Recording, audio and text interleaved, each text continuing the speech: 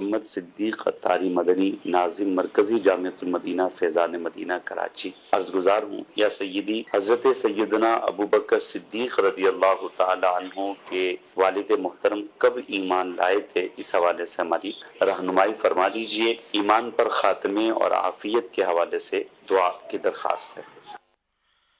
حضرت سیدنا ابو قحافہ رضی اللہ تعالیٰ عنہ آپ کے والد محترم کا اس میں گرامی ہے،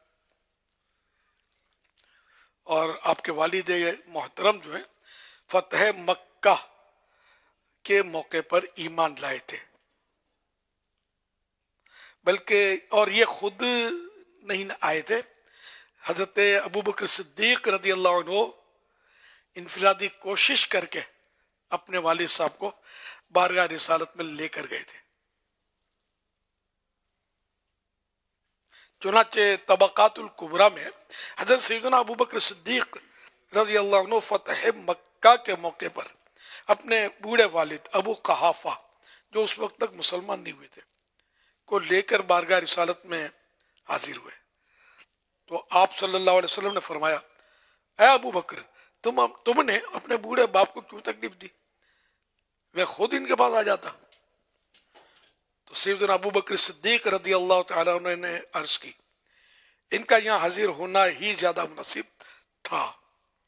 رسول اکرم صلی اللہ علیہ وسلم نے ابو قحافہ کو اپنے سامنے بٹھایا اور ان کے دل پر ہاتھ رکھ کر کہا، اے ابو قحافہ، اسلام قبول کر لو، سلامتی پالو گے۔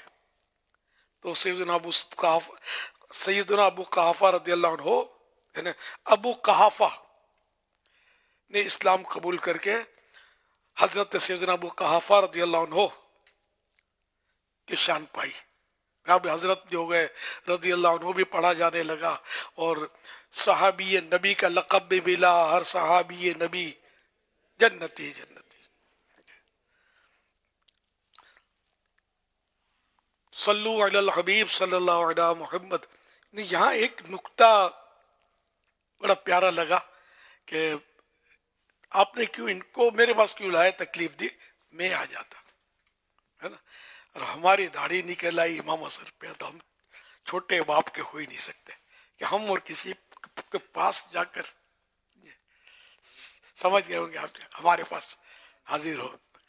تو سرکار صلی اللہ علیہ وسلم کی عاجزی، تواضع، اور اس تواضع نے بھی یقیناً ابو قحافہ کے دل پر چوٹ کی ہوگی کہ سبحان اللہ، یہ ہے اسلام۔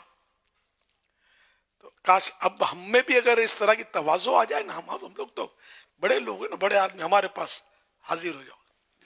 یعنی میری تو بہت پرانی یہ سوچ ہے، اب تو خیر وہ میں مجبور ہو گیا ہوں، میرے پاس لے آؤ اس کو، بلا کے لے آؤ اس کو۔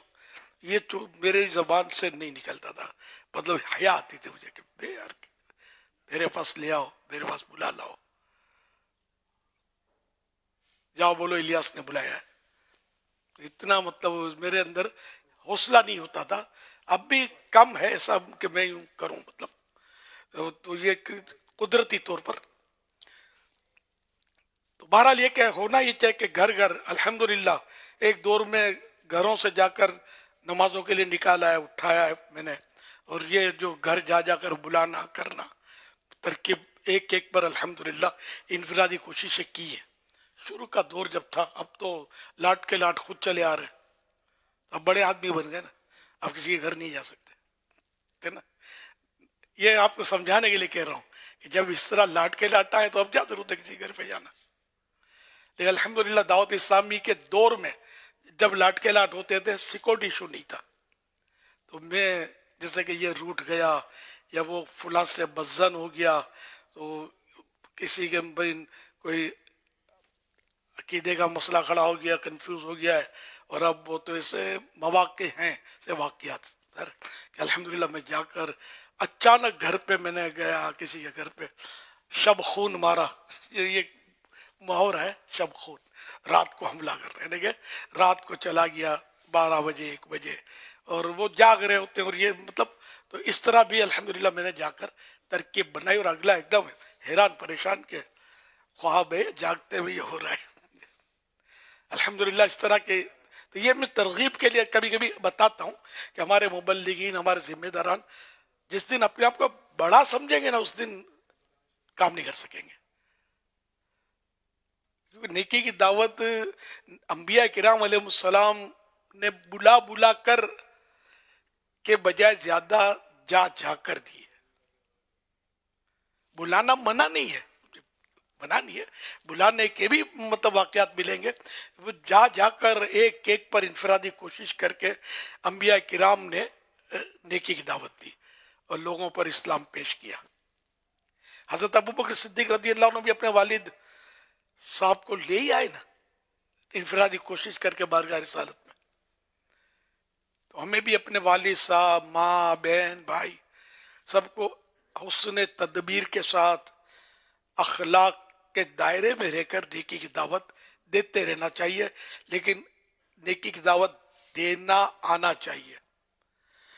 آگے سے ڈانٹ پڑ گئی تو اپنی بھی کھوپڑی گھوم گئی تو پھر نہیں چلے گا. چاہے ڈانٹ پڑے چاہے ہاتھ پڑے، یہ انداز ہوگا نا عاجزی والا تو آپ کے گھر میں انشاءاللہ دینی ماحول بن جائے گا، سب نمازی ہو جائیں گے انشاءاللہ. اور تو کار اڑے ہوئے والا ماحول ہوا تو بہت مشکل ہے. صلو علی الحبیب صلی اللہ علیہ وسلم.